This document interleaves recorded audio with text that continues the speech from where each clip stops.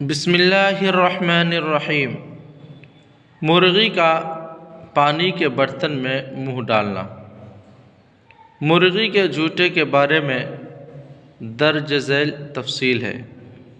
الف، اگر اس بات کا یقین یا غالب گمان ہو کہ اس کی چونچ میں کسی نجاست یعنی گندگی کا کوئی اثر نہیں ہے، جیسا کہ عام طور پر پنجروں میں بند مرغیوں کا حال ہوتا ہے، تو ایسی مرغیوں کے پانی میں چونچ ڈالنے سے پانی ناپاک یا مکروہ نہ ہوگا۔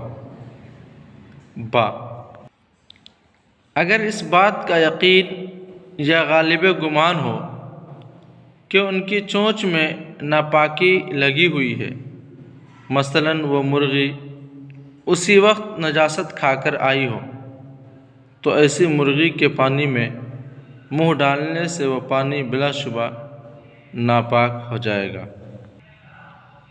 اور اگر مرغی کھلی پھرنے والی ہو، وہ پاک چیزیں بھی کھاتی ہو اور نجاست یعنی گندگی بھی کھا جاتی ہو، اور بظاہر نجاست کا اثر چونچ پر نمایاں نہ ہو یعنی دکھائی نہ دیتا ہو، تو ایسی مرغیوں کا استعمال کردہ پانی مشکوک ہے اور اس کا استعمال مکروہ کہلائے گا۔